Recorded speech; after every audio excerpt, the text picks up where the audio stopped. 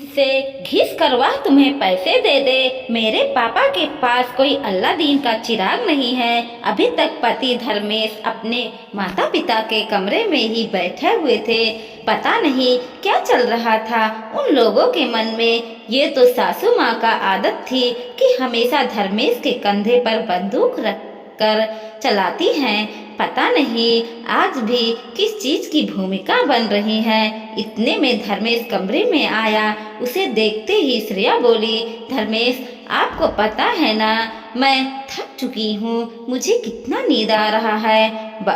बावजूद इसके आप अभी तक मम्मी पापा के कमरे में बैठे हुए थे। जल्दी आ जाओ कीजिए, मुझे भी ऑफिस के लिए जल्दी उठना होता है। अरे नाराज क्यों हो रही हो? कोई जरूरी बात कर रहा था। अब तुमसे जरूरी काम है। धर्मेश ने कहा, मैं थक गई हूँ, मुझे बहुत नींद आ रही है, पर फिर भी आपको जो कहना है कहिए। श्रेया ने जवाब दिया, वो मैं यह कह रहा था कि तो पता ही है ना, मेरा बिजनेस बिल्कुल ठीक नहीं चल रहा है और अब दीदी के ससुराल में उसके ससुर जी का रिटायरमेंट का प्रोग्राम है। अभी के लिए कपड़े और शगुन का सामान तो हम ले आए हैं, पर इतना काफी नहीं लग रहा है। अब हमारी तरफ से कुछ अच्छा ही देना बनता है, नहीं तो हमारे परिवार की क्या इज्जत रह जाएगी। आप कहना क्या चाहते हैं? सीधे सीधे कहिए, बात को घुमाइए फिराइए मत। श्रेया ने कहा, वो मैं ये कह रहा था कि तुम्हारे भैया भवेश से इलेक्ट्रॉनिक की दुकान खोली है, तो अपनी तरफ से एक एलईडी गिफ्ट कर देते हैं, अपना सम्मान भी रह जाएगा। और भवेश तो घर का है, उसे पैसा फिर कभी दे देंगे। रमेश ने कहा तो श्रेया ने हैरानी से उसकी तरफ देखा। आप कैसी बातें कर रहे हो? भावेश ने अभी अभी दुकान खोली है, वो भी लोन लेकर। अब दुकान खोलते ही उधारी देना शुरू कर देगा तो कमा कर क्या खाएगा? तुम भी हद करती हो। भला एक एलईडी से क्या नुकसान होगा? और फिर मना थोड़ू ना कर रहा हूँ, भविष्य में पैसा दे दूंगी। भावेश ने बड़ी बेशर्मी से कहा, अच्छा पिछली बार भी 1 लाख रुपए लिए थे और उससे पहले 50,000 रुपए लिए थे। तुमने पापा से आज तक तो नहीं दिया, ऊपर से और उधारी लेने की बात कर रहे हो। श्रेया ने कहा तो सासू माँ तुनकते हुए कमरे में आ गए। शायद दरवाजे पर ही कान लगाकर खड़ी थी और आते ही कहा, अरे अपनी बेटी को तो इतना सा नहीं दे सकते हैं क्या? आखिर तुम्हारा भी तो उस घर पे हक है। आखिर कहाँ ले जाएंगे? तुम्हारे पापा इतना सब कुछ, भैया के साथ साथ तुम्हारी भी बराबरी का हक है वहाँ। पर मम्मी जी मैं कुछ नहीं मांगूंगी। अब मुझे मांगते हुए शर्म आता है, क्योंकि पिछली 2 बार का भी हमने अभी तक लौटाया नहीं है।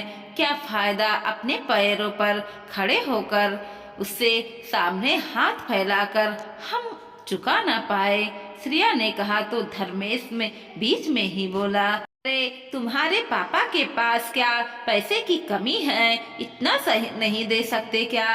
दुनिया के सामने तो खूब पैसे वाले बनते हैं। बस करो धर्मेश, मेरे पापा के पास कोई अल्लाह दीन का चिराग नहीं है जिससे जब चाहा घिस करके पैसे निकाल कर तुम्हें दे दें। पैसा कमाना पड़ता है, मेहनत करनी पड़ती है। श्रेया भी अपनी आवाज को तेज करते हुए बोली, बड़ी जबान खुल गई है तेरी, हम में धोस दिखा रही है। अपनी बेटी के ससुराल हम क्या खाली हाथ चले जाएं? और तू भी तो कमाने जाती है, थोड़ा बहुत दे थी। लेकिन सासू माँ अभी भी हार नहीं मानने को तैयार थी। आखिरकार श्रेया ने कहा, लेकिन क्या आपकी बेटी आपका सम्मान है, उसे जो देना है आप दीजिए। उसके लिए हमारे मायके वालों को आना जरूरी है क्या? जो भी देना है अपनी हैसियत के मुताबिक दीजिए। वो लोग तो खुद लोन लेकर अपना बिजनेस खड़ा करने में लगे हुए हैं। ऐसे में उन लोगों का वजन डालना जरूरी है क्या? और रही बात मेरी कमाई की, तो पहले मैं अपने मायके वालों का कर्जा चुकाऊंगी ताकि सिर उठाकर जा सकूं। स्वाभिमान जिंदा है मुझ में, अभी भी उसके बाद भी मुझे उम्मीद मत कीजिएगा। अब मुझे माफ़ कर दीजिए, मुझे नींद आ रही है, मैं अब इस विषय में कोई बात नहीं करना चाहती। श्रेया का स्पष्ट रुख देख करके आगे किसी की बोलने की हिम्मत न हुई। आखिरकार श्रेया की नंद के प्रोग्राम में शगुन और कपड़े ही गए और कुछ महीनों बाद श्रेया और धर्मेश ने मिलकर उसके पापा के सारे कर्जे चुका दिए। दोस्तों, वीडियो पसंद आया हो तो लाइक कीजिएगा, शेयर कीजिएगा और सब्सक्राइब भी कीजिएगा और देखते रहिए कोमल मोटिवेशनल 2.0।